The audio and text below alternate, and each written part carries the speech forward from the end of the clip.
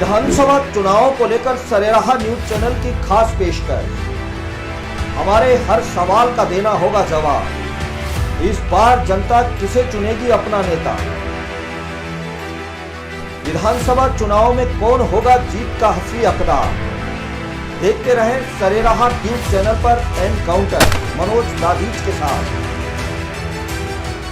मैंने बताया ना, अजमेर को स्मार्ट शहर बनाएंगे, अजमेर को स्मार्ट सिटी बनाएंगे, जिससे शामिल है, लेकिन स्मार्ट बन नहीं पाया ना। आपकी तरह स्मार्ट बनाना अजमेर। भाजपा से नाराजगी नहीं थी, ये सिर्फ देवनाथ जी से नाराजगी थी। विधानसभा जाऊंगा और विधानसभा में जनता की आवाज उठाऊंगा। 36 समाजों को कह रहा हूँ, कोई ऐसा समाज नहीं है जिस समाज के अंदर सुरेंद्र सिंह शेखावत नहीं गया हो। नमस्कार, स्वागत है आप सभी का सरेराह न्यूज की खास पेशकश एनकाउंटर में।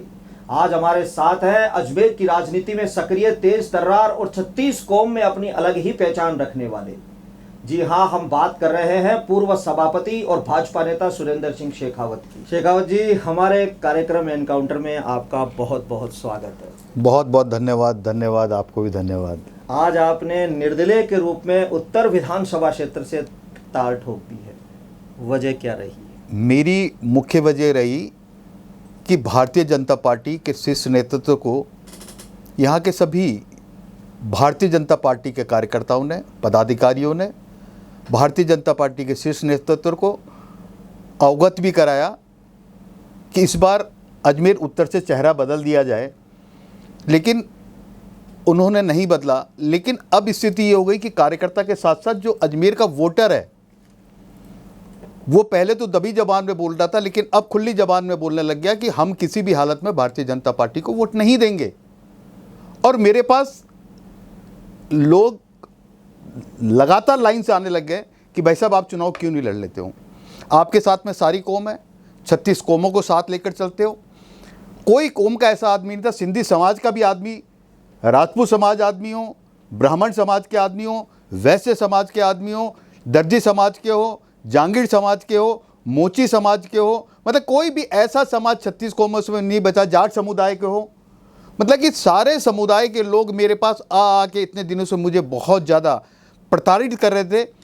आज अभी जब ये प्रक्रिया चल रही थी चुनाव के पर्चे की भरने की, तो उस वक्त मैं दक्षिण से जो बहन अनीता बघेल मिली है, जिनको भारतीय जनता पार्टी ने टिकट दिया, उसका मैं स्वागत करता हूं। आपने भाजपा से जी जी जी जी जी वो मेरी बहन है, उसके लिए मैं आज भी काम करने के लिए तैयार हूं।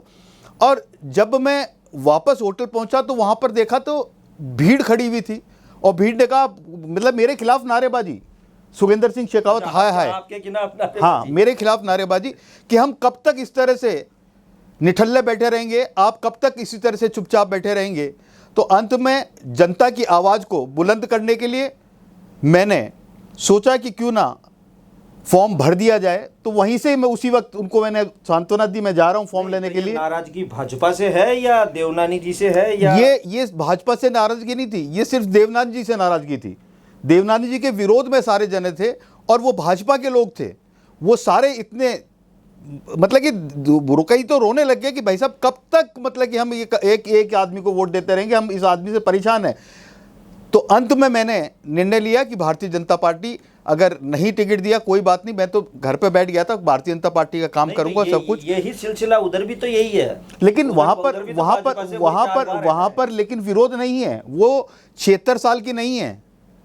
अच्छा। उसकी उम्र में अभी समय है, और राजस्थान में सर्वश्रेष्ठ विधायक का उसको दर्जा दिया गया है, तो निश्चित तौर पर कुछ सोच समझ के कांग्रेस सरकार ने दिया होगा, इसलिए वहां का ये नहीं है। लेकिन उत्तर में इतना विरोध होने के बाद जब ये किया गया, तो निश्चित तौर पर आज मेरा मन पहली बार व्याकुल हुआ कि इतने लोग जब खड़े हैं, इनकी भावनाओं को ठेस ना पहुंचे। इसलिए मैंने तय किया कि मैं, भारतीय जनता पार्टी ने टिकट नहीं दिया कोई बात नहीं, लेकिन रीति नीति मेरी जो रहेगी, मेरा नेता प्रधानमंत्री नरेंद्र भाई मोदी रहेंगे, और चुनाव में निर्दलीय लड़ूंगा।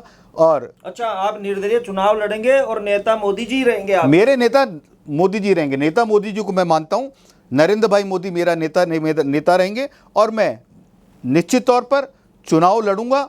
और विधानसभा में 36 कौमों के सहयोग के साथ मैं विधानसभा पहुंचकर, आपको पहले भी मैंने इस चैनल के माध्यम से कहा था, और आज फिर कह रहा हूं कि मैं विधानसभा जाऊंगा और विधानसभा में जनता की आवाज़ उठाऊंगा। यहाँ कल ही अनादि सरस्वती जी ने भी कांग्रेस ज्वाइन करी है। वो उनकी विचारधारा है, उनका सोच है, उन्होंने ज्वाइन करी कांग्रेस। मेरे ख्याल से जिस प्रकार से साधु संतों का जो झुकाव है वो भारतीय जनता पार्टी की तरफ है, लेकिन उन्होंने कांग्रेस ज्वाइन करी तो किसी दबाव में किया होगा, या ये भी हो सकता है कि उनको टिकट की लालसा हो कि मुझे कांग्रेस टिकट दे देगी और तो टिकट के चक्कर में उन्होंने कांग्रेस ज्वाइन कर ली होगी। राजपूत नेता और 4 साल से लगे हुए हैं, महेंद्र सिंह जी लड़ावता अब लगे हुए उनके साथ कुठारा। आप भी अगर महेंद्र सिंह जी रलावता, मैं आज भी चैनल के माध्यम से कहना चाहता हूं, अगर महेंद्र सिंह जी रलावता को टिकट कांग्रेस दे देती है तो निश्चित तौर पर मेरे भाइयों को मैं मनाने का प्रयास करूंगा कि मैं अपने आप को विड्रॉ करने की भी हिम्मत रखता हूं। अगर मैंने लोगों की भावना की कदर की है तो मैं ये नहीं चाहता हूं कि किसी दूसरे राजपूत के साथ मैं कुठारा लगा दूं। अगर महेंद्र सिंह रलावता का टिकट डिक्लेयर होता है तो निश्चित तौर पर मैं अपना फॉर्म विड्रॉ कर लूंगा, फॉर्म जमा ही नहीं करूंगा। आपका विजन क्या है? मेरा विजन अजमेर को जो स्मार्ट बनाना था, अजमेर को स्मार्ट सिटी का रूप देना था, वो स्मार्ट सिटी का रूप नहीं देना। अन्ना सागर की जो स्थिति करी, अन्ना सागर को एक कुंड के तरह कर दिया, और जिस तरह से वहाँ पर चौपाटी बनाई गई और अंदर आपने देखा होगा कि अंदर घूमने के लिए लोग बाग जाते हैं, और एलिवेटेड रोड आपने देखी है। एलिवेटेड रोड जिस प्रकार की होनी चाहिए उस प्रकार की नहीं है। पानी की समस्या अजमेर के अंदर है, पानी 92 घंटे में 90 घंटे में पानी आता है। मतलब कि इन चीज़ों के लिए कम से कम इन लोगों को, इन विधायक को तो बोलना चाहिए। दक्षिण क्षेत्र की दुर्दशा इतनी बुरी है, वहाँ जो एससी समाज का आदमी रहता है उसकी स्थिति तो ये हो गई कि 30 साल की 25 साल की भी कोई महिला है वो 55-60 साल की लगती है, क्योंकि वो हैंडपंप से पानी भर कर लेकर आती है, और पानी भर भर के उसने अपना जीवन खराब कर दिया। तो इसलिए मेरा सोच ये है कि अजमेर की जनता को वो सारी सुविधाएं दिलाऊंगा जो एक स्मार्ट शहर की और स्मार्ट अजमेर की सुविधाएं होती है, उन सारी सुविधाओं को मैं दिलाऊंगा। चेहरा निर्दलीय के रूप में और उतारा गया है। बिल्कुल, ज्ञान जी हमारे भाई हैं, उनका मैं सम्मान करता हूं, उनसे भी बात करी जाएगी, उनसे भी चर्चा करी जाएगी। हम दोनों बैठकर बात करेंगे और उनको मनाने का प्रयास करेंगे। वो भी मेरे भाई हैं, वो भी इसीलिए लड़ रहे हैं।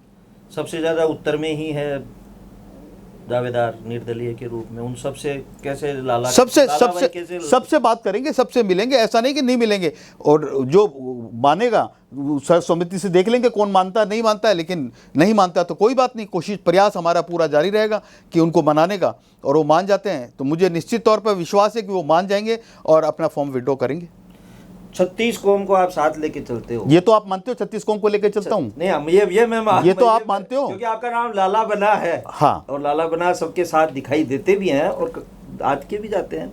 लेकिन अब यहाँ पे एक तबका जैसे सिंधी समाज का भी, सिंधी समाज मेरे साथ रहेगा, सिंधी समाज का भी मैं कह रहा हूँ, मुस्लिम समाज मेरे साथ रहेगा, राजपूत समाज भी है, रावणा राजपूत भी है, हमारे ब्राह्मण समाज भी रहेगा। मैं तो 36 समाजों की कह रहा हूँ, कोई ऐसा समाज नहीं है जिस समाज के अंदर सुरेंद्र सिंह शेखावत नहीं गया हो, उनके दुख दर्द में नहीं गया हो, खुशी के मौके पे नहीं गया हो। हर मौके पे मैं जाता हूँ और इसलिए मुझे पूरे सारे समाज प्यार करते हैं। उस प्यार के खातिर ही जिस तरह से उन लोगों ने आज प्रदर्शन किया मेरे प्रतिष्ठान पर आकर, तो मुझे मजबूरन पर्चा भराने के बाद अनीता बघेल का होटल से वापस आना पड़ा फॉर्म लेने के लिए। आप सोच सकते हैं कि ऐसा कभी हो सकता है, लेकिन वहाँ जो स्थिति थी, हाय हाय के नारे जिस तरह से लग रहे थे, तो मैंने कहा निश्चित तौर पर इनके दिल पे ठेस नहीं पहुँचे और अब चुनाव लड़ ही लेना चाहिए। नहीं, आप कह रहे हो कि भाई मेरे मोदी जी शीर्ष नेता हैं और मेरे मोदी जी के सिद्धांतों पे मैं चलता हूँ, और मोदी जी का ही फोन आपके पास आ गया। हाँ, मोदी जी मेरे नेता है, लेकिन मेरे जैसे नेता को मोदी जी फोन करेंगे ये असंभव सी बात है। अगर मोदी जी का ही फोन आपके पास आ गया, अगर नरेंद्र भाई मोदी का फोन आता तो मैं फॉर्म विड्रॉ कर लूंगा। मैं सौभाग्यशाली दूंगा, नरेंद्र भाई मोदी जिनको मैं नेता मानता हूं उन्होंने मुझे फोन किया।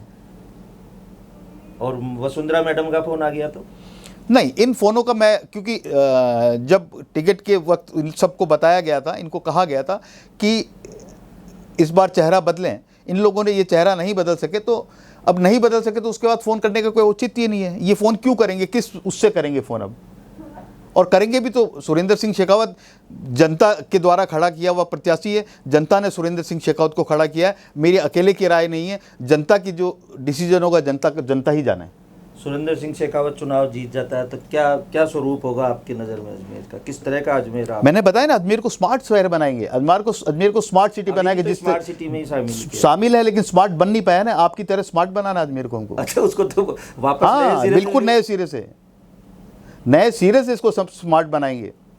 जो कमियां रहेगी, जो खामियां रहेगी, उन खामियों को निकालेंगे। सीवरेज का जो काम है उस सीवरेज को दुरुस्त करेंगे। वो एलिवेटेड रोड जो ढंग के जो और बनने चाहिए और एलिवेटेड रोड बनाएंगे ढंग से। मार्केट जिस तरह से मार्केटों का सत्यानाश कर दिया, नीचे जो बाजार हैं, बाजार कचेरी रोड को पूरा ख़त्म कर दिया, मार्केट के वहाँ स्टेशन रोड को ख़त्म कर दिया। मतलब बाजार के व्यापारी आज हाथ पे हाथ धर के बैठे हैं, नए बाजार के व्यापारी हाथ में हाथ धर के बैठे हैं। कई दुकानदारों की बोनी तक नहीं होती है। ऐसे ऐसे इन्होंने काम कर दिए स्मार्ट सिटी के नाम पर। इसलिए मैं इस शहर को वापस उस स्वरूप में लाने का पूरा प्रयास करूंगा जो स्मार्ट एक शहर होना चाहिए, वो स्मार्ट बना के ये तो लालाबना दक्षिण में चुनाव लड़ रहे हो आप, उत्तर में नहीं। उत्तर दक्षिण में कोई फर्क थोड़ा। अजमेर रहता, अजमेर में हूँ, अजमेर में रहता हूँ। उत्तर चुनाव लड़ने का मतलब राजस्थान का मूल निवासी हूँ मैं, और अजमेर का तो हूँ, अजमेर में हूँ मैं। अजमेर से बाहर तो नहीं हूँ। मेरी पढ़ाई जो हुई है, सारी पढ़ाई मेरी जो हुई है जिस स्कूल में हुई है वो उत्तर में है। जो मेरा प्रतिष्ठान कच्ची रोड पे पाशना ट्रेवल है वो उत्तर में है। मेरा प्रतिष्ठान भी तो उत्तर में है। ऐसा नहीं है कि मैं रहता वहाँ हूँ। मेरी खुद की तीन, मतलब मेरा जो प्रतिष्ठान है। नहीं, आपके प्रशंसक अगर दक्षिण के लिए बोलते तो आप क्या दक्षिण में भी खड़े होते? नहीं, मैं सवाल ही पता नहीं। दक्षिण के अंदर सबको मालूम है कि अनीता बदल मेरी बहन है और वो सीट रिजर्व है, तो वहाँ से वो बोलने का नाम ही नहीं।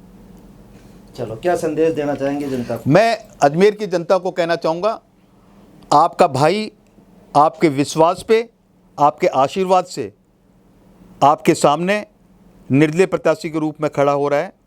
और जो आप लोगों की मन की इच्छाएं थी, उस इच्छा के अनुरूप मैंने अपने आप को तैयार किया है।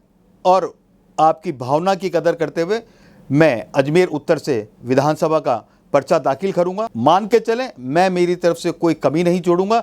आज तक मैंने किसी काम में कमी नहीं छोड़ी नहीं है। जो काम मैंने हाथ में लिया है उसे अंजाम पर लेकर गया हूं, और आपकी आवाज़ को विधानसभा में बुलंद करने की जिम्मेदारी आपका भाई लेता है। धन्यवाद, नमस्कार। लालाबना, बहुत बहुत शुभकामनाएं आपको। आप हमारे स्टूडियो में पधारे उसके लिए आपका बहुत बहुत धन्यवाद। दर्शकों, हम ऐसे ही हमारे खास कार्यक्रम एनकाउंटर के तहत किसी अगली शख्सियत से कराएंगे आपकी खास मुलाकात। नमस्कार, जय हिंद। नमस्कार।